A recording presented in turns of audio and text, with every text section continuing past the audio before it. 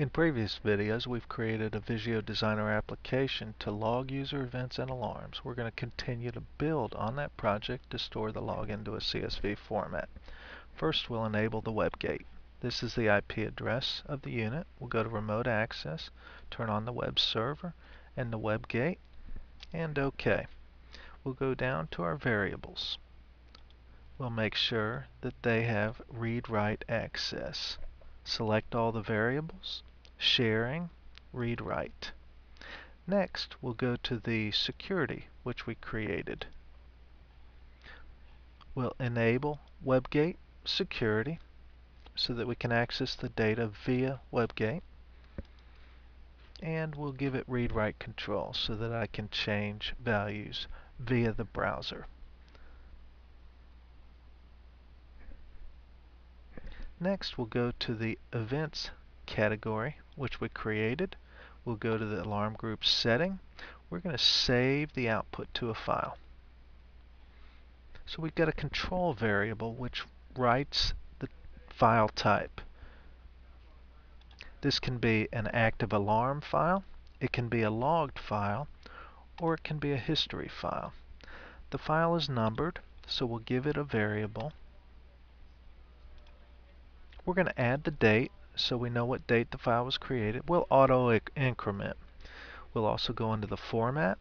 We'll give the file a title. This will be in the file itself. We're going to add the username because we are logging events.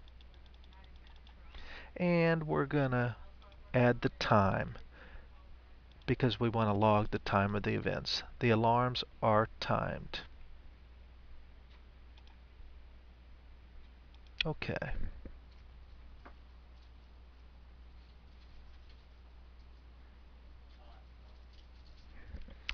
And we'll go back to our panel and we'll create a switch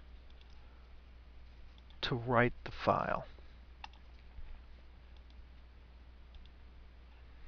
First thing we're going to do is put a number 2 in the file type. This is a history. We'll add that. We're going to put a delay in here so that as we write the file, we'll ensure that the file is opened, written to, and closed properly. And then we will reset the write by adding a 0 into the file type.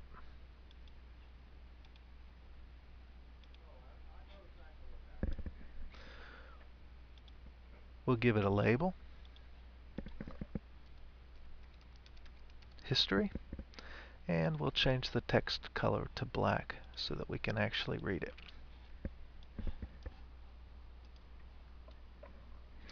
Next, we'll go to the event summary.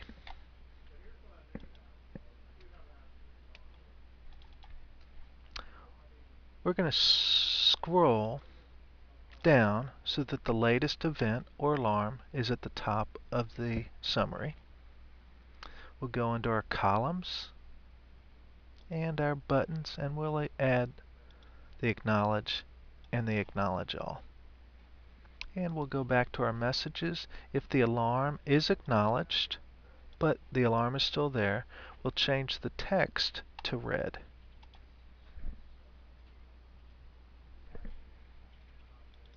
Next, we'll download to the Magelis. Runtime. We're going to delete the runtime data, which is the logged files that are already on the Magelis. Could be the security and things like that.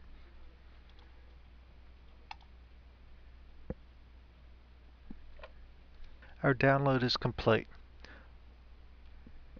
We'll open the web page that is in the Magelis. We're going to open the WebGate so that we can view the files. We enabled security for WebGate. The operator name is user and its password is user.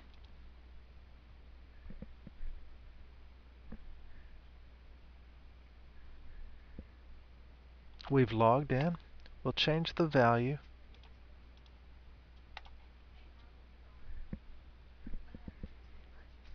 User changed the value to 75. Oops, that triggered an alarm. We'll change the value to 85. This is being logged. Oh my goodness, that tripped another alarm. We're going to acknowledge the first alarm, and we'll change the value back down to 40.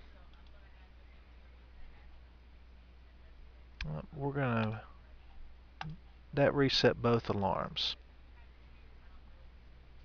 At this point, we'll write the file simply by selecting the switch. We got our 1-second delay,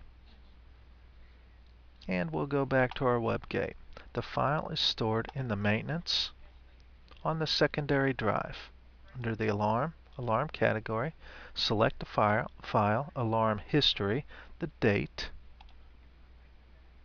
open, and here is our file. Note the title, which we checked. Note the times. Note that the events and the alarms are separate, but we can sort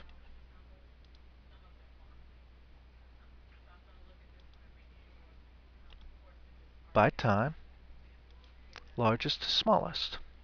So here are our alarms. We acknowledged alarm 1, and that's how to create a log file within the Magelis.